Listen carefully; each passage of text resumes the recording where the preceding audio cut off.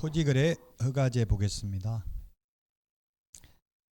요즘 백신을 잘 안 맞는가? 저도 이과 백신 맞았는데 보니까 바로 병원에서 해준다 하더라고요. 저는 예약하고 갔는데 잘 안 맞나 봐요. 요즘 돈 내야 된다고요? 돈 안 내던데요? 전 나이가 많아서 그러나? 돈 달라 소리는 안 하던데. 공짜일 거예요. 아마 그거 맞으려면 한 20만 원 원래 줘야 되는데 다른 나라는 돈 맞고 맞는데 우리는 그냥 해주니까 오히려 더 안 맞더라고요. 근데 모르겠어요.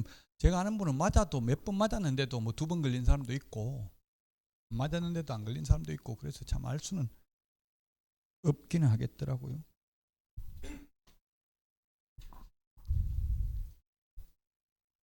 자, 토지거래 허가제입니다. 424페이지 토지거래 허가제인데요. 거기에 중간에 보면 5년 범위 내에서라고 되어 있습니다. 5년 범위 내에서 5년이라는 말 여기 있는데 암기 프린터는 41번에 동그라미 7번에 있습니다. 자, 그 다음에 지금 요 맨 밑에 그림이 우리 교과서 424페이지 맨 밑에 있습니다. 둘 이상의 시도에 걸쳐 있는 경우 국토부 장관, 같은 시도에 있는 경우는 시도지사가 허가구역으로 지정을 할 수 있습니다. 424페이지 맨 밑에 박스가 지금 우리 칠판에 있는 내용이고요. 자, 그 다음에 425페이지부터인데 허가구역 지정 절차입니다. 지금 책에는 우리 칠판에 있는 게 이게 그대로 나와 있는 건 없어요. 그냥 제가 전체적인 절차를 정리한 거니까 허가구역 지정하려면 먼저 조사를 해가지고 토지의 투기적 거래가 성행하거나 성행할 우려가 있는 지역에 대해서 국토부 장관 또는 시도의사가 지정을 하는데요. 지정하기 전에 먼저 사진 찍는 분들이 많아서 말씀드리면 아마 이게 2월까지 강의 끝나면 원장님 말씀이 3월 달 정도 되면 오늘 공법처럼 이런 식으로 책으로 할 수도 있으니까 원장님한테 한번 물어보세요. 저는 잘 모르겠는데 사진 찍는 사람이 제 얼굴은 넣지도 않고 자꾸 찍어서 제 얼굴도 넣어줄까요? 얼굴 크다하게 해가지고 이게 지금 아직 다 나온 게 아니잖아요. 2월 말까지 강의가 끝나야 다 나오니까 강의 교환이 지금은 할 수가 없어요. 지금 아직 다 안 나왔으니까 이제 다 끝나야 2월 달까지 나올 거 아니에요. 왜냐하면 제가 학원마다 이게 다 그 책에 맞춰서 진도를 하려고 하니까 이게 조금씩 진도가 페이지 수가 다르거든요. 책마다 내용은 다 같지만 순서는 달라요. 왜냐하면 똑같으면 저작권법에 저축될 수 있으니까. 그러다 보니까 제가 이거 페이지 수를 그거마다 책 출판사마다 학원마다 다 다르게 해야 되니까 교환이 다 달라요. 똑같이 되는 게 아니고. 그러니까 어쨌든 2월 말까지는 끝나야 된다고 강의가 한 바퀴 끝나려면. 그래서 사진 찍어도 되는데 안 찍어도 된다 이 말이에요. 찍을 수 있다. 반드시 찍어야 된다 아니고. 도계위가 닭 잡는 게 아니고 도시계획위원회 줄임말이에요. 도시계획위원회 줄임 요즘 줄여서 말 많이 하니까 도시계획위원회 중앙도시계획위원회가 있고 시도도시계획위원회가 있어요. 장관이 지정하면 중앙도시계획위원회, 시도의사가 지정하면 시도도시계획위원회. 이게 국토의 계획 및 이용에 관한 법률에 있었어요. 2017년까지 지금 부동산 거래 신고 등에 관한 법률로 넘어왔고요. 처음 지정할 때는 도계위 심의만 거치면 되는데 재지정할 때는 의견 청취를 해야 돼. 그러면 재지정하는 게 까다로워요? 절차가 아니면 처음 지정하는 게 까다로울까요? 뭐가 더 까다로워요? 재지정이 까다롭죠. 처음은 의견 청취 안 해도 되는데 재지정은 의견 청취해야 돼. 지자체장의 의견을. 왜냐하면 5년 지정했다 또 5년 더 연장되면 사유재산권이 침해될 수 있잖아요. 허가구역이 되면 아무도 땅이 가격도 잘 안 올라가고 안 팔릴 가능성이 많죠. 꼭 그런 건 아니지만 오히려 허가구역 지정되고 나니까 또 이상하게 규제의 역설인 것 같아요. 문재인 정부에서 규제하니까 오히려 더 올라가. 자꾸 허가구역 지정하면. 지금 최근에 많이 올라갔던 게 노무현 정부, 문재인 정부 때 규제하니까 올라가고 지금 푸니까 이명박 정부 때, 박근혜 정부 때 지금 계속 내려가고 있어서 빚내서 사라 하고 그랬잖아요. 옛날에 박근혜 정부 때도. 지금도 빚내서 사라고 지금 특례 보금자리론 만들긴 했는데 금리가 그래도 4%대여 가지고 옛날에 비하면 비싼 거죠. 또 어제 미국 오늘 새벽에 기준금리 또 올렸죠. 0.25%포인트 올렸습니다. 앞으로도 조금 더 올릴 것 같다고 하는데 지금 그래서 저한테 막 그 유튜브 듣고 이런 분들이 많이 연락 와요. 그 지금 집 사야 되냐 말아야 되냐. 그거 알면 내가 부자 되지. 내가 이렇게 거지같이 살겠냐. 이렇게 솔직히는 몰라요. 지나봐야 알지. 모르죠. 사고 나서 내려갈 수도 있고. 그러니까 저는 물어보면 그걸 알 수는 없어요. 그 100만 원 이상 내라고 해야 돼. 그냥 해주면 이게 소중한 줄 모르고 100만 원 이상 해주고 모르겠다. 이게 답이에요. 100만 원 컨설팅 수수료 받고. 결론은 모르겠다. 이거 알 수가 없죠. 어느 누구도 알 수 없어요. 이거는.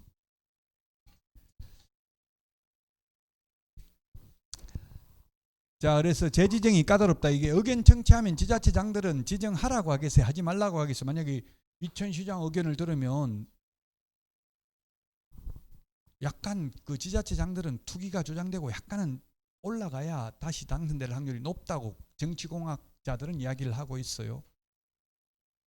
비싸면 비싸다고 날리고 지금 또 떨어지니까 떨어진다고 날리고 그렇잖아요. 그래도 약간 떨어지는 것보다는 이게 비싼 게 전체적으로 보면 경제에는 도움이 된대요. 떨어지는 거는 타이어 펑크 나는 거예요. 아예 타이어가 굴러갈 수가 없는 거예요. 올라가면 타이어가 부풀어 올라도 조금은 갈 수 있고 그러면 누군가는 또 이익을 얻는 사람이 있기 때문에 그걸 소비를 하고 이렇게 할 수 있다는 이야기예요. 경제적인 측면에서 보면. 자, 지정 공고하고 나면 5일 후에 효력 발생합니다. 5일 즉시 효력 발생한다. 3일 후에 효력 발생한다. 이런 거 지체 없이 발생한다. X입니다. 5일 후에 국토부 장관 또는 시도의사가 지정 공고한 날로부터 5일 후에 효력 발생하고요. 공고하는 내용은 지정기간 이런 걸 공고해야 되고요. 공고하고 나면 통지를 합니다. 국토부 장관이나 시도의사인데 국토부 장관이 지정했으면 시도의사를 거쳐서 시장군수구청장, 관할 등기소장에게 통지를 합니다. 시장군수구청장이 작년 시험에 시도지사가 등기소장에게 통지한다. X입니다. 시도의사가 등기소장에게 직접 통지하는 게 아니라 시장군수구청장을 거쳐서 시장군수구청장이 등기소장에게 통지합니다. 왜 등기소장한테 통지해 주겠어요? 허가구역이면 반드시 허가증이 있어야 되고 허가증이 없으면 등기법 55조에서 등기 신청을 기각합니까? 각하합니까?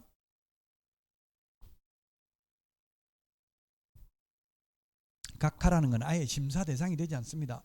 아예 심사를 안 한다고요. 기각이라는 것은 심사 대상은 되는데 심사해보니까 인용할 수 없는 걸 기각이라고 해요. 그래서 각하 사유입니다. 각하. 등기법에 보면 절대적 각하 사유 있잖아요. 시험에 나오죠. 등기 관할 위반한 경우, 등기할 물건이 아닌 경우, 허가구역안에서 허가증 없이 소유권 이전 등기 신청 있는 경우는 각하죠. 절대적 각하. 반드시 각하해야 됩니다. 그거 알아야 되잖아요. 등기소장이 여기 허가구역인지 아닌지. 그래서 통지를 해주는데 장관이나 시도의사가 직접 통지해 주는 게 아니라 시장군수구청장한테 통지해 주면 시장군수구청장이 관할 등기소장에게 통지해 줍니다. 그러면 시장군수구청장은 다시 공고합니다. 공고를 두 번 해요. 지정권자도 공고하지만 허가권자도 공고를 합니다. 시장군수구청장이 허가권자입니다. 70주파 7일 이상 공고하고 15일간 일반이 열람할 수 있도록 해야 됩니다. 자, 그 다음에 해제 축소의 경우는 즉시 효력이 발생합니다. 처음 지정했을 때는 5일 후에 효력이 발생하는데 재지정했을 때는 즉시 효력이 발생합니다. 즉시. 지체 없이가 아니고 또 여기는 즉시인데요. 즉시 효력이 발생합니다. 재지정 축소 해제. 재지정 축소 해제는 즉시 효력, 지금 해제되면 더 좋은 거잖아요. 빨리 효력 발생하는 게 좋죠. 국민들 입장에서 보면. 그래서 즉시 효력 발생합니다. 재지정도 즉시 효력이 발생해야지 만약 재지정도 5일 후에 효력 발생한다면 5일 동안 다 팔아먹을 수 있겠죠. 그래서 즉시 효력 발생하고 처음에는 5일 후에 효력이 발생합니다. 자, 426페이지입니다. 425페이지 그 맨 밑에 보면 조금 전에 했던 게 이런 거 통지하는 게 있고요. 자, 그 다음에 15일간 열람한다는 말은 426페이지 그 위에서 한 5번째 줄 동그라미 2번에 3번째 줄 15일간 70주파 7일 70주파 15일 암기 프린트 49번에 5번에 있습니다. 49번에 5번. 70주파 7일 이상 공고 15일간 열람입니다.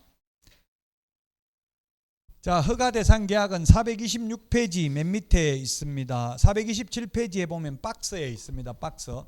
소유권, 지상권에 관한 유상 계약이나 예약의 경우 신고합니다. 그래서 옛날 공법 시험에 다음 중 허가 대상이 아닌 것은 지상권, 지역권, 전세권, 임차권 이렇게 해가지고 다음 중 허가 대상인 것은 이렇게 시험에 나왔어요. 답은 지상권이 가정답이었는데요. 본정답에서는 모두 답으로 인정했어요. 왜? 유상인지 무상인지가 명시되어 있지 않기 때문에. 전세권은 전세금이 요소이나 지상권은 치료가 요소가 아니어서 치료에 관한 약정이 없는 이상 치료의 지급을 구할 수 없는 점에 비추어 보면 모두 정답으로 인정함이 상당하다. 판례입니다. 판례. 그래서 유상계약, 예약도 신고해야 됩니다. 예약도 신고해야 되니까 가등기도 신고해야 됩니다. 가등기, 본등기뿐만 아니라 신고가 아니라 허가받아야 됩니다. 가등기도 허가받아야 된다. 전세권 이런 거는 허가 대상 아닙니다. 허가하고 신고 뭐 이게 그 의미는 시험에 나오진 않는다고 했는데, 허가는 원칙적으로 강학상 학문적 의미는 허가 내줄 수도 있고 안 내줄 수도 있고 재량권이 있는 게 허가입니다. 원래는. 그리고 허가는 효력 요건은 아니고 적법 요건입니다. 원칙적으로. 허가 안 받았다고 계약 무효가 되는 건 아니라고요. 인가는 효력 요건입니다. 인가. 협회 설립 인가 안 받으면 협회 성립 자체가 안 됩니다. 효력 요건입니다. 근데 그런 거는 시험에 나오진 않아요. 학문적 의미는. 다만 허가라는 말은 공인중개사법에는 허가라는 말이 없었습니다. 아예. 근데 부동산 거래 신고 등에 관한 법률에서는 토지거래 허가, 외국인 토지취득 허가, 아까 외국인 군문 자야 네 군데서는 허가 받아야 된다 했죠. 암기 프린트 27번에 있습니다. 자, 허가 받아야 되는 기준 면적 요게 32번에 암기 프린트 동그라미 6번에 있는데, 이게 작년에 시험에 출제됐습니다. 작년에 개정됐습니다. 원래 개정된 옛날 거 말할 필요도 없는데요. 옛날에 180이었는데 60제곱미터 초과하는 경우 허가 받고 이하면 허가 안 받습니다. 암기 프린터는 32번에 6번, 우리 교과서는 427페이지 맨 밑에 박스에 있잖아요. 주거 60제곱미터, 주거하고 미지정 60제곱미터입니다. 그 다음에 상업, 공업 150, 녹지 200 초과하면 허가 받아야 됩니다. 기농한, 임백천, 기타 250, 임백천이라고 있죠. 임야천, 농지 500 두 배씩 올라갑니다.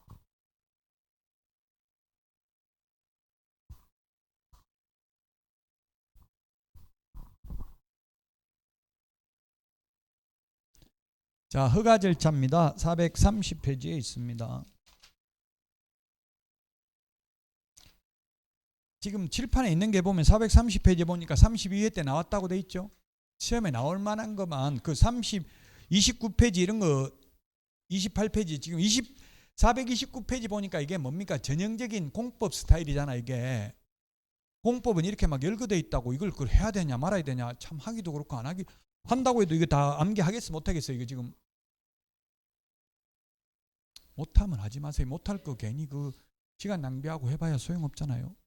그게 이제 공법이 갈등을 생기는 게 이게 다 하자니 그렇고 안 하자니 그렇고. 근데 시험은 나올 수도 있어요. 나올 수도 있는데 나온 적은 없어요. 그러니까 그냥 한 번도 안 나오는데 네가 안 나오는 거 책임지냐? 책임 못 집니다. 알아서 판단하는데 아까 지금 투자해야 되냐 말아야 되냐 그거하고 똑같아요. 이게 지금 이걸 공부해야 되냐 말아야 되냐. 안 해도 80점 받는 데는 지장 없어요. 그런 거는 굳이 힘 뺄 필요 없다고 지금부터. 지금 429페이지 제가 안 했는데 이게 뭐냐면 허가 안 받아도 되는 거예요. 허가 배제되는 거. 지금 428페이지 맨 위에 맨 밑에 동그라미 이번에 허가 적용 배제라고 돼 있죠. 그 생각을 해보면 돼. 허가를 왜 받도록 하겠어요. 이게 투기, 탈세, 투기 목적으로 취득하는 걸 방지하려고 하는 거거든요. 그 맨 위에 그 1번 하나만 보면 이게 공익사업을 위한 토지 취득 및 보상에 관한 법률에 의해서 수용되는 거. 수용되는 게 이게 뭐 투기하는 거 아니잖아요. 강제로 옛날에는 수용법에 의해서 지금 수용법이라는 말을 쓰지 않아요. 수용이라는 말 자체가 옛날에는 부정적 의미였어요. 근데 지금은 감정평가 가격으로 수용하기 때문에 오히려 수용해야 비싸게 팔 수 있어요. 사실 논밭 같은 거 그냥 팔기 힘들어요. 수용돼야 오히려 비싸게 팔죠. 감정 가격이니까. 감정 가격이라는 게 시세예요. 이거는 암기 안 해도 쭉 읽어보면 이거는 투기가 아니구나 느낌이 온다고. 그래서 느낌으로 찾을 수 있어요. 다 암기하기는 좀 어려워요. 자, 허가 구역 지정권자는 장관 또는 시도의사인데 허가권자는 시장, 군수, 구청장입니다. 허가 신청을 거래 당사자가 공동으로 합니다. 자금조달계획도 제출해야 됩니다. 앞에서 우리 주택취득자금조달계획, 토지취득자금조달계획 있었죠? 또 허가구역에 가서 토지 취득할 때는 무조건 금액과 상관없이 자금조달계획 제출해야 돼요. 투기를 방지하려고 이제 돈 어디서 나는지 제출하라고 하면 왠지 미성년자가 부모 돈 가지고 하고 이렇게는 좀 힘들겠죠. 그런 걸 미성년자 실제 방지하려고 그러는 거예요. 저 같은 사람은 그냥 벌었다고 해도 돼. 이때까지 나이 먹어 그것도 안 벌었겠냐 하면 된다고요. 근데 저는 미성년자가 너 그 돈 몇 억 어디서 벌었냐, 분명히 지금 직장도 안 다니는데 이렇게 하면 문제될 소지가 있잖아요. 직장 다닌 경력 있으면 그렇게 하면 돼. 내가 번 거 다 모았다 그러면 생활비는 뭐랬냐, 생활비는 부모한테 받았다 하면 돼요. 생활비, 교육비 받는 거는 세금 부과 대상 아니에요. 해외 유학 가는데 돈 막 송금해줘도 그 증여세 대상이 아니라고요. 교육비, 생활비 받아도 돼요. 저도 아들한테 생활비 300만 원씩 보내라 이렇게 이야기했어요. 물론 못 받았어요. 안 준다고 알아서 주지는 않고 못 주겠다 하더라고. 대답 안 하는 게 아니고 그냥 내 지금 내 나이가 멀어서 벌지도 못하니까 그러면 그 맞춰서 살아라 하더라고요. 맞춰서 살아야지. 그 어떻게 자꾸 옛날 생각하지 말고 우리 회사도 50대면 다 잘리니까 그냥 이제 받아들이라면서 이렇게 이야기하더라고요. 괜히 말해가지고 욕만 얻어먹었어요. 자, 민원 처리에 관한 법률에 따른 처리기간 그게 15일입니다. 허가 신청하면 15일 이내 허가, 불허가, 선매, 협의, 통지 셋 중에 하나는 해야 돼. 아무 말 안 하고 X 가만히 있으면 16일 되면 그 다음날 되면 허가 받은 것으로 봅니다. 처리를 안 하고 가만히 있으면 허가 받은 걸로 본다고요. 허가 처분을 하든 불허가 처분을 하든 선매, 협의, 사실, 통지를 하든 셋 중에 하나는 해야 된다. 허가 받으면 농지취득자격증명 받은 것으로 보고 계약서 검인받은 것으로 봅니다. 허가 또는 불허가 처분에 대해서 1개월 이내 이의신청할 수 있습니다. 그런데 시험에 작년에 출제를 했는데요. 만약 목동인데 왜 우리 동네 허가구역으로 지정했냐고 허가구역 지정 자체에 대한 이의신청은 못합니다. 단 허가 신청을 했는데 허가 처분이나 불허가 처분에 대한 이의신청은 할 수 있습니다. 1개월 이내입니다. 1개월 이내에. 만약 불허가 처분을 받으면 1개월 이내에 매수 청구할 수 있습니다. 매수 청구할 때 매수 가격은 공시지가 기준입니다. 오늘 아침에도 뉴스 나왔더라고요. LH 직원이 미분양 주택 사주는데 서울에 어디 뭐 진간동인가 어디가 사주는데 15% 할인된 가격으로 사주는데 지금 30% 할인 분양하고 있대. 그럼 세금으로 비싸게 사줬다고 원희룡 국토부 장관이 내 돈이면 안 산다 이렇게 해가지고 감찰 지시를 했대요. 뭔가 돈 받고 이거 뇌물 받고 비싸게 사준 거 아니냐. 근데 사주는 가격은 LH에서 지정한 감정평가사, 그쪽 건설회사에 지정한 감정평가사 평가해가지고 평균 가격으로 산대요. 이 감정가격이라는 건 사기예요. 감정평가사 오면 돈 주고 비싸게 해달라면 해줘요. 시세는. 지금 빌라 사기도 그렇게 많이 한대요. 전세자금, 전세 대출 이런 거 받으려면은 감정가가 중요하거든요. 감정평가사한테 비싸게 평가해달라면 해줘요. 돈 주고.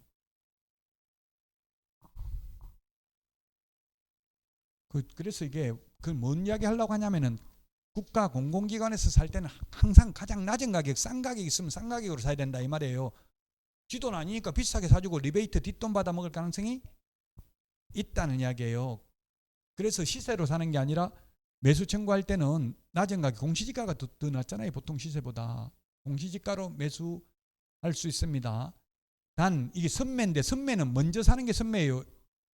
사인들, 개인들 간의 거래보다 국가 공공기관, 공공단체가 먼저 산다고. 먼저 사면 시세보다 나 지금 1억에 살 사람이 있는데 LH가 8천에 산다고 하면 팔겠어 안 팔겠어요? 선매 협의 불성립되겠죠? 그래서 선매 가격은 감정 가격입니다. 선매 가격은 감정 가격이고 불허가 처분을 받아서 매수 청구할 때는 이제 못 팔아가지고 매도인이 급한 거잖아요. 매수해달라고 청구할 때는 그때는 비싸게 사줄 필요 없죠. 못 팔았으니까 그건 싼 가격 공시지가입니다.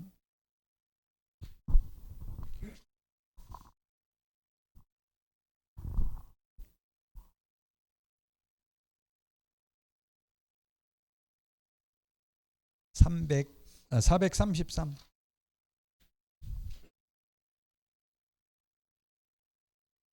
433 우리 암기 프린트는 32번에 6번에 있습니다. 433 맨 밑에 박스에 있는 내용입니다. 433, 434, 435, 436페이지까지 이게 의무기간 적어 놓은 거예요. 이거 지금 허가받았으면 허가받은 목적대로 농사 짓는다고 취득했으면 농사 지어야 합니다. 2년간 못 팝니다. 그러니까 이게 거래 잘 안 되겠죠. 마음대로 팔지도 못하고 허가받은 목적대로 사용해야 되고 이러니까 그래서 이게 거래 못하게 하려고 3기 시동 신도시 예정지역 즉 용인시 원산면 SK 하이닉스 부지 이런 데 지금 허가구역으로 지정되어 있어요. 서울 구룡마을 이런 데 세종시 여기밖에 없다고 했어요. 경기도 3기 신도시 예정지역. 지금 윤석열 정부에서 50만 호 공공주택 분양하는 걸 이름을 뭐라고 부르냐면 뉴홈이라고 불러요. 뉴홈. 이명박 정부 때는 보금자리 주택이라고 했나? 보금자리 주택. 박근혜 정부 때는 행복주택. 원래 정권이 바뀌면 옛날에 쓰던 이름 다 바꿔버려요. 그 사전 청약 안 한다고 이제 문재인 정부 때 도입된 거 사전 청약 안 한다고 했거든요. 지금 정권이 바뀌었으니까. 근데 지금 오늘 보면 사전 청약 한다고 돼 있어요. 이거 뉴홈에 대해서. 사전 청약하는 거 언제 입주 가능하냐 하니까 2030년 후에 가능하대요. 앞으로 3년 후에 본 청약하는데 본 청약하고 또 한 3년 더 있어야 입주하잖아요. 그것도 계획이고 저같이 나이 먹은 사람이 이거 사전 청약 하겠어 못하겠어요? 그때까지 살아있을지 죽을지 그것도 몰라요.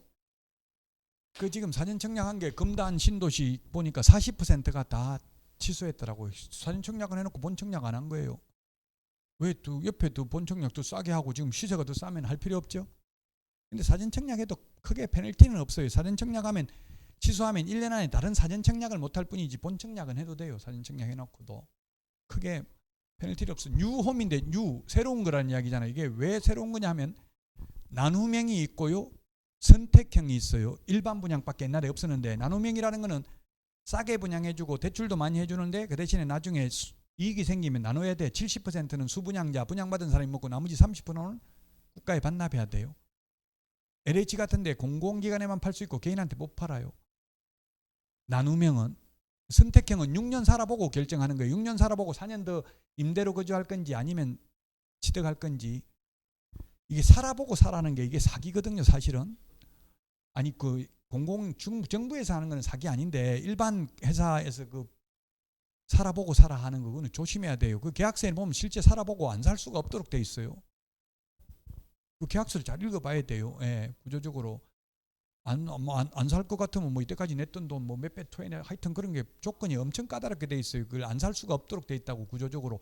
일반 미분양 같은 거 3년 살아보고 분양받아라 이런 거 나오잖아요. 그걸 조심하라는 이야기예요. 물론 이게 정부에서 하는 뉴홈은 조심 안 해도 되겠죠. 정부에서 하는 거니까. 나눔형, 선택형, 일반형 세 가지가 있으니까 뉴홈이잖아요. 새로운 유행이 생긴 거잖아요. 그럼 뭐 4억짜리 한 4천만 원만 있어도 2천만 원만 있어도 가능하대. 젊은 청년들. 청년 우선 결혼 안 해도 이제 우선 할 수 있는 게 있어요. 그 대신에 한 번도 집을 산 이력이 없어야 되더라고요. 저는 제 아들한테도 이력을 만들어 줘가지고 하지도 못해요 이거. 자, 2년입니다. 2년. 농업, 축산업, 임업, 어업, 그 다음에 대체토지 취득, 그 다음에 주택용지, 복리시설, 편익시설 2년간 사용해야 됩니다. 사업용이니까 4년입니다. 모르면 4년, 사업용 4년. 사자 들어있으니까 사업용 4년. 현상보존 5년입니다. 현상보존 5년. 농사 짓는다고 취득해도 2년간 농사 지어야 된다.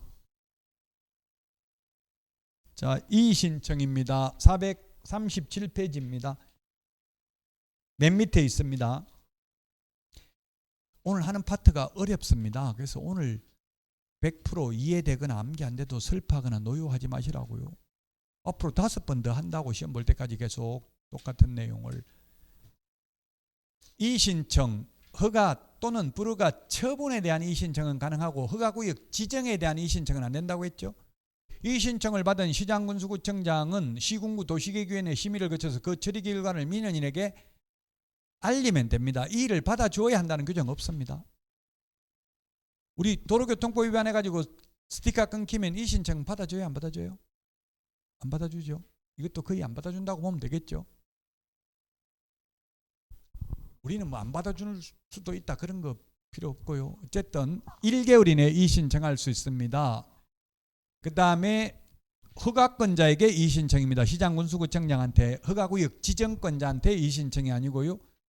아까 이거 홍보해 주는 거 말했죠. 이의신청이 있고요. 그 다음에 매수 청구는 438페이지 불허가 처분을 받은 경우에는 불허가 처분 통지를 받은 날로부터 1개월 이내에 매수 청구할 수 있고요. 매수 청구를 받은 시장군수구청장은 국가, 지자체, 한국토지주택공사, 공공기관, 공공단체로 하여금 공시지가를 기준으로 매수하게 할 수 있습니다. 감정가격이 아니고요. 공시지가라는 말이 중요하죠. 공시지가가 중요합니다. 단 허가신청서에 기재된 금액이 더 낮으면 낮은 가격입니다. 아까 그랬죠. 국가 공공기관은 세금으로 사는 거잖아요. 자기 돈 아니고. 비싸게 사주고 리베이트 받아 먹으면 안 된다는 이야기예요.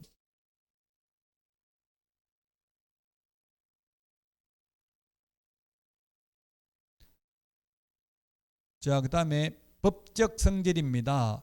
매수 청구권은 청구권이지 형성권은 아닙니다. 매수 청구했다고 반드시 매수해 주어야 할 의무가 있는 것은 아닙니다. 청구권에 불과하다. 형성권은 아니다. 민법에 말하는 형성권, 청구권을 말하는 겁니다.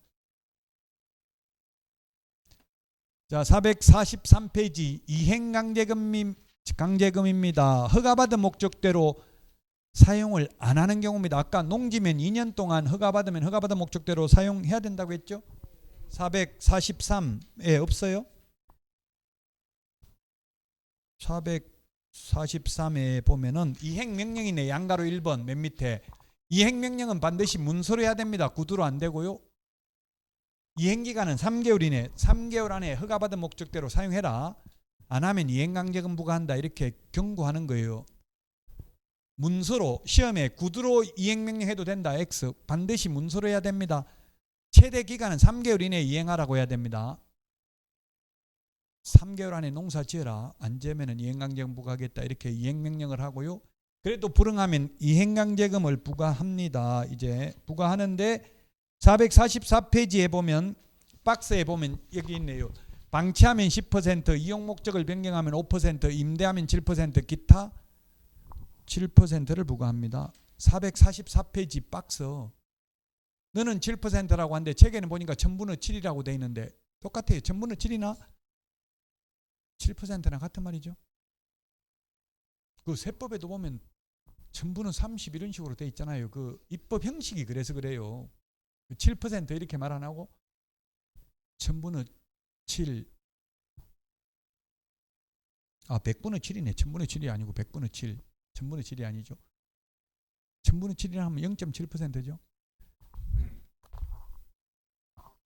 자, 부가횟수 1년에 한 번씩 반복 부과 징수하고요. 이행을 하는 경우 새로운 이행강제금 부과는 즉시 중지하되 이미 이행하기 전에 부과된 것은 징수해야 됩니다. 시험에 이행하기 전에 이미 부과된 것도 징수하여서는 아니 된다. X로 출제됐습니다.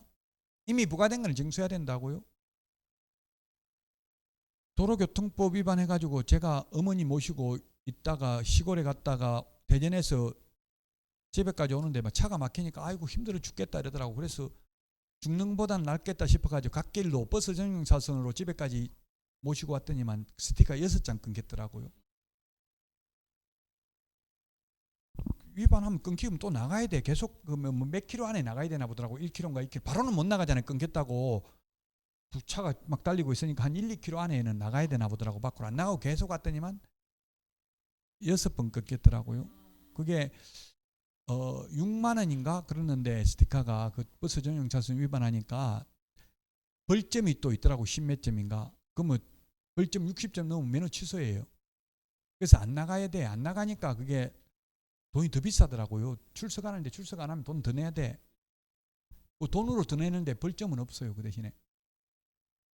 그래가지고 60몇만 원인가 하여튼 냈어요. 그 어머니한테 괜히 말했어요. 어머니 때문에 60몇만 원 냈다 이러니까 예? 그 뒤로 그 시골 안 갔어. 이제 편해졌어요. 그러니까 말해야 돼. 그러니까 불만 있으면 이야기를 해야 된다고요. 안 하고 있으면 그 다음부터 이제 시골 절대 안 갔어. 명절 돌아가실 때까지 한 번도.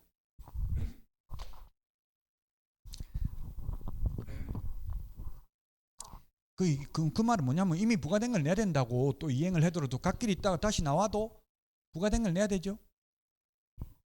마찬가지 이것도 이미 부과된 걸 내야 된다고 이행을 해도 그 대신에 새로운 이행 강령 부과는 즉시 중지한다. 이신청 30일 이내에 이신청할 수 있습니다. 암기 프린트 35번에 8번에 있습니다.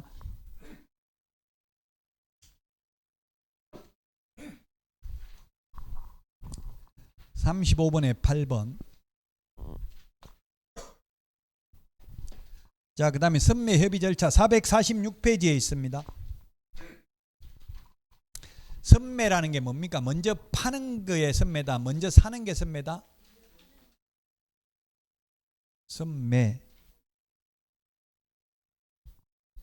선매란 거기 한자를 보면 446페이지 선매. 매매할 때는 매매.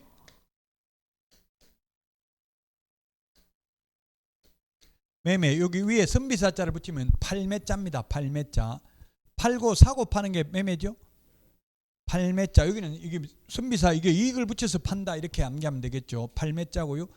살매자입니다. 먼저 사는 거예요. 누가? 국가, 지자체, 한국토지주택공사, 공공기관, 공공단체가 그래서 선매하는 사람이나 불허가 처분을 받아서 매수 청구해서 매수하는 사람이나 똑같아요. 국가, 지자체, 한국토지주택공사, 공공기관, 공공단체 똑같다고요. 먼저 살려면 먼저 사는 건 뭡니까? 지금 토지거래 허가 신청이 들어와가지고 누가 살 사람이 있다는 이야기에 있는데 개인에 앞서서 국가 공공기관이 먼저 살 수 있다고요? 그럼 다른 사람이 1억에 살 사람이 있는데 LH가 8천만 원에 사겠다 하면 판다 했어요? 안 판다 했어요? 선매라는 거는 강제로 수용하는 게 아니라 우선 협상 대상자가 되는 거예요. 국가 공공기관 공공단체가. 우리 뭐 뉴스에 보면 누구 뭐 기업체 누구 우선 협상 대상자가 됐다 이런 거 나오죠? 먼저 우선 협상권이 있는 거예요. 협상 결렬되면 못 사는 거예요. 그럼 협상을 하려면 시세하고 똑같이 해야지. 시세보다 싸게 산다면 안 판다겠죠. 그래서 감정가격은 감정평가사가 평가하는 게 시세라고 했잖아요. 감정평가사 또 이거 누가 감정평가사 들으면 또 저를 고발할지 모르겠지만 옛날에는 그렇게 했다더라고요. 비싸게 해달라면 해주고 그렇게 했다더라고. 이거는 지금도 해요. 암암리하지만 제가 공식적으로 마이크에다 대고 한다 이런 말을 하기는 그 하는지 모르겠어요. 저는 확실하게 모릅니다. 어쨌든 그럴 가능성이 있다는 이야기예요. 개연성이. 이게 여러분들 조심해야 되는 게 명예훼손이라는 것은 꼭 거짓말해야 명예훼손이 아니고 공공연하게 적시해서 명예를 훼손하면 진실을 말해도 명예훼손에 걸려요. 제가 좀 유명인이라서 이게 말을 잘못하면 걸릴 수도 있어요. 인터넷에 검색해봐. 제가 유명한지 안 유명한지 좀 검색해보라고.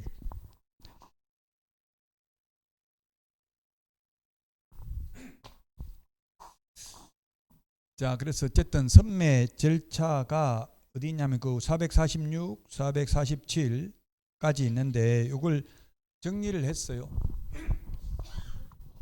허가 신청이 들어오면 소유권 지상권인데 지상권은 선매 대상은 아니에요. 소유권에 대해서 15일 이내에 이 토지는 선매 협의 대상 토지이므로 15일 안에 허가 못 내줍니다 하고 미리 알려줘야 돼. 아무 말 안 하고 가만히 있으면 16일 되면 허가 받은 걸로 본다 했죠.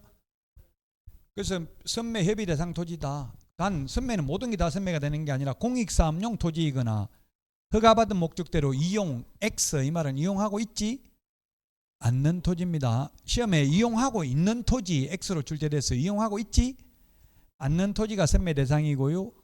자, 그러면 허가 신청이 들어오면 한 달 안에 선매자를 지정해서 통지해 줍니다. LH가 선매자로 우선 협상 대상자로 됐으니까 협의를 해보시기 바랍니다. 하면 LH는 선매자 지정 통지를 받은 날로부터 15일 이내에 선매 협의를 착수해야 되는데 선매할 가격은 감정 가격을 기준으로 협의를 합니다. 그리고 선매자 지정 통지 받은 날로부터 1개월 이내에 선매 협의를 완료해야 되고 선매 협의 완료 조서도 제출해야 됩니다. 그러면 허가 신청이 있은 날로부터 2개월이 지나면 결판 나는 거죠. 선매 협의가 불성립되든 선매 협의가 성립됐으면 선매 협의 완료 조서를 제출해야 됩니다. 선매 협의 불성립됐다고 무조건 불허가 하는 게 아니라 지체 없이 허가 또는 불허가 처분을 합니다. 시험에 선매 협의가 불성립되면 불허가 처분하여야 한다. X라고요. 허가 또는 불허가 처분입니다. 불성립됐다고 그게 허가 불허가에 직접적인 영향을 미치지는 않습니다.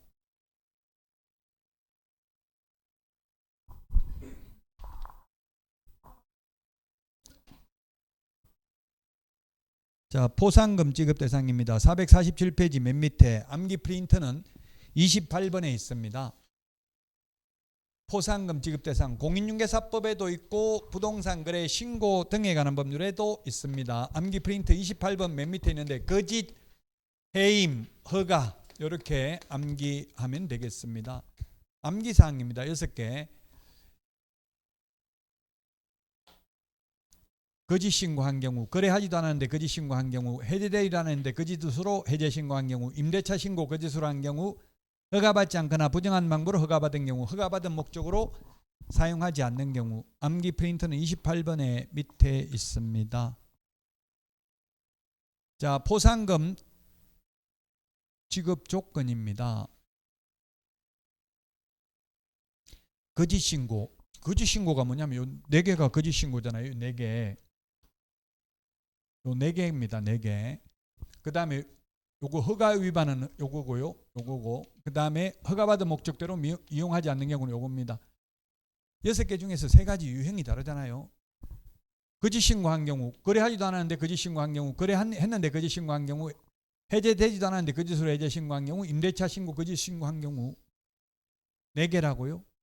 이 4개는 증거 자료를 제출해야 되고 과태료가 부과되어야 합니다. 이 4개는 포상금 받으려면 과태료 부과해야 됩니다. 거짓 신고하면 5% 이하 과태료, 거래하지도 않았는데 거짓으로 신고하면 3천만 원 이하의 과태료, 해제되지도 않았는데 거짓으로 해제 신고하면 3천만 원 이하의 과태료, 임대차 신고 거짓으로 한 경우 100만 원 이하의 과태료,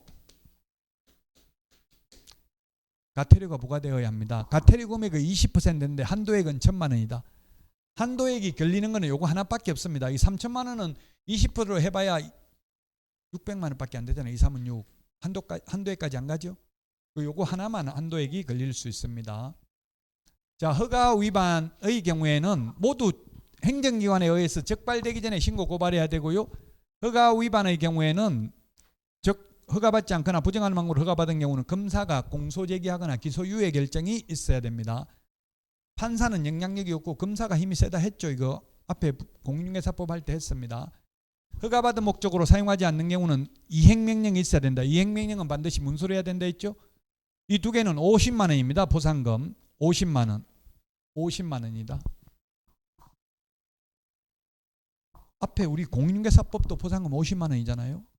50만 원이고 405페이지에도 있고 448페이지에도 있고 우리 교과서는 지금 2군데로 나눠져 있어요. 이게 포상금이. 근데 저는 같이 합해놨기 때문에 좀 찾기가 힘들 수 있어요.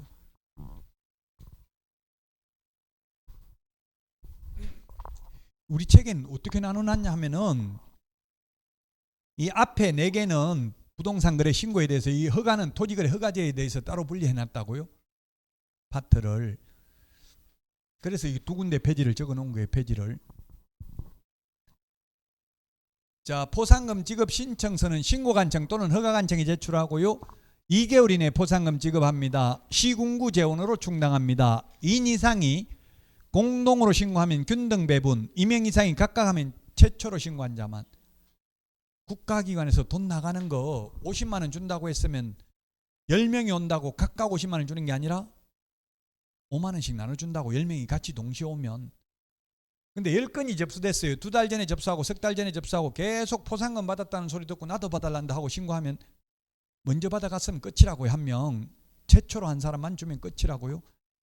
국가기관에서는 돈 계속 안 줘요. 뭐 모든 법에 다 예산 범위 내에서 지급할 수 있다 이렇게 돼 있지 무조건 지급한다는 거 없어요.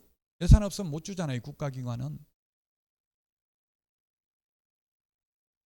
공무원이 월급 받고 다니면서 신고해가지고 포상금 못 받고요. 자기가 위반해놓고 자기가 신고해서 포상금 달라는 거 안 되고 익명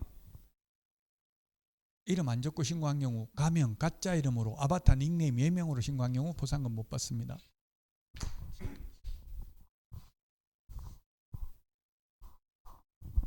(32회) 때는 포상금 우리 시험에 2문제 나왔습니다. 부동산 거래 신고 등에 관한 법률 공인중개사법. 암기 프린트 28번이 위에 있는 게 공인중개사법이고 밑에가 부동산 거래 신고 등에 관한 법률이에요. 있습니까? 28번에?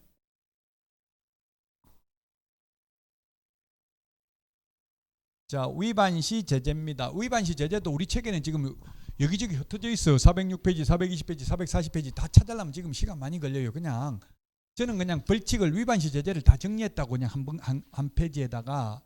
그렇기 때문에 우리 교과서 또 어디 있냐고 페이지 찾으려면 힘들어요. 저도 이게 자료 만드는 게 이게 자료 만드는 것보다 페이지 찾는 게 더 힘들더라고. 솔직히 어디 있는지 일일이 다 찾으려고 하니까. 제가 여러분들보다 공부 더 많이 할 것 같아요. 이거 자료 만든다고 하면 시간 엄청 걸려요. 공부 많이 돼요. 여러분들도 진짜 공부하려면 이게 자료를 만들어 보면 공부가 엄청 돼요. 사실은. 근데 할 수가 없잖아요. 여러분들 전 과목 다 해야 되니까. 만드는 것도 공부되지만 페이지 찾는데 헤매고 찾는다는 것도 공부되더라고. 여기 어디 있는지 저기 있는지 자꾸 찾다 보면 그 뭐 다른 내용도 보게 되잖아요. 그러니까 여러분들도 이게 페이지 다 적어 놓는 거는 너무 쉽게 공부하면 쉽게 잊어먹고 어렵게 공부하면 어렵게 잊어먹어요. 고통받으면서 공부를 해야 잊어먹는데도 고통받는다고요. 쉽게 안 잊어먹고 쉽게 하면 그냥 돌아서면 또 잊어먹어요. 너무 그래 편하게만 하려고 하지 마시라고. 공부는 좀 고통받으면서 해야 돼. 어디 있는지 모르고 막 헤맸고 찾고 이러다 보면 그게 공부되는 거예요. 저는 원장님이 페이지 적으라고 해서 이게 적었을 뿐이 사실은 안 적어주고 싶은데 어디 있는지 모르고 헤매고 찾아라고. 그러면 공부가 더 될 수도 있거든요. 시간은 오래 걸리지만. 자, 2년 이하 이진역이나 2천만 원 이하의 벌금. 외국인 특례 군문자야 암기 프린트 27번에 보면 군사기지 및 군사시설보호구역, 문화재보호구역, 자연환경보전법에 의한 생태경관보전지역, 야생생물 특별보호구역.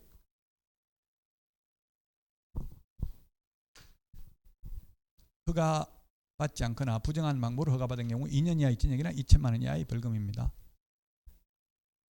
그 저한테 뭐 말해도 다 고치는데 말하기 힘들면 원장님한테 이야기하세요. 뭐 페이지 적어달라 적지 말라 그러면 다 하니까.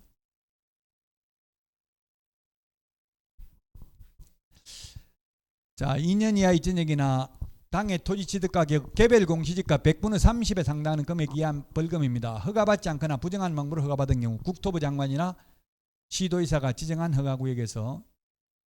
이 암기 프린터는 55번에 19번 20번에 있어요.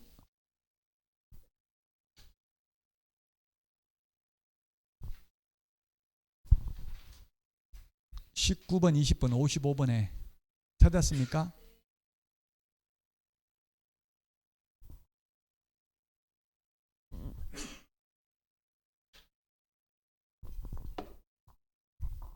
자, 3천만 원 이하의 과태료. 암기 프린터에 다 있기는 있는데 제가 프린터 말하는 게 좀 두렵긴 해요. 그 찾는다면 또 시간 있고 왜 찾을 시간도 안 주냐 이렇게 할 수 있고. 그래서 아예 다른 학원은 이 프린터 못 주게 해. 지금 이게 좀 헷갈린다고. 그러니까 여러분들이 좀 헷갈리더라도 참아야 돼요. 또 헷갈리 죽겠다 이러면 이제 그 다음부터는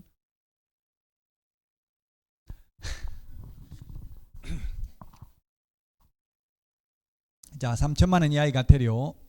계약 체결하지도 않았는데 거짓으로 신고한 경우, 해제되지도 않았는데 거짓으로 신고한 경우, 거래 대금 지급 증명 자료 제출하지 않는 경우 3천만 원 이하의 과태료입니다. 이 벌칙 이런 거는 우리 공인중개사법은 2문제 나오는데 부동산 거래 신고 등에 관한 법률은 따로 벌칙만 해가지고 시험에 안 나와요. 다른 5개 지문에 섞여서 나온다고요.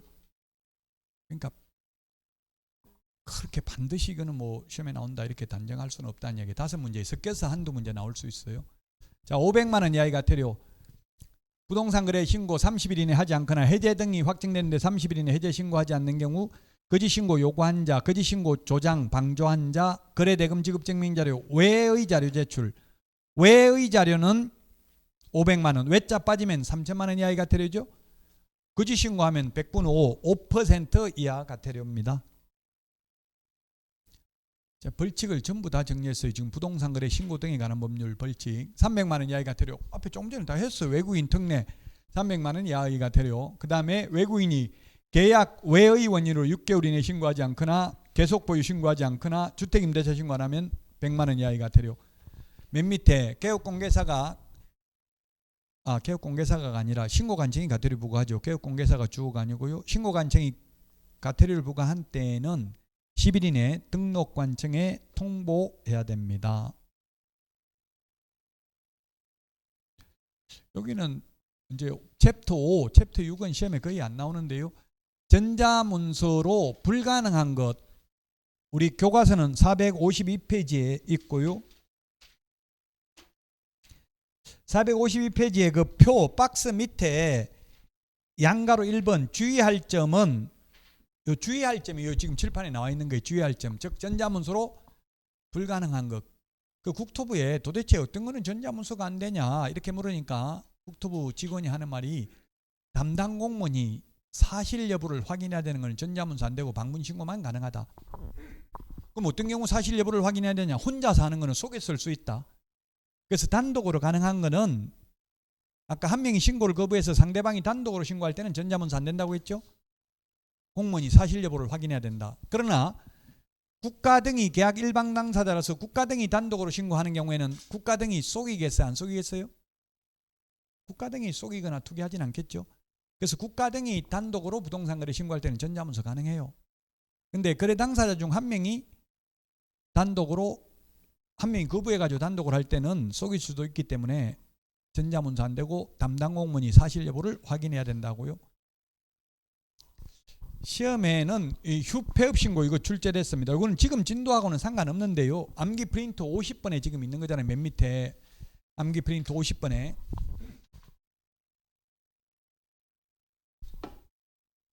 암기 프린트 50번 맨 밑에 있죠. 휴업 신고, 폐업 신고는 등록증 반납하러 가야 되니까 전자문서 안 됩니다. 근데 재개 신고, 변경 신고는 전자문서 가능하죠? 이런 걸 시험에 출제됐습니다.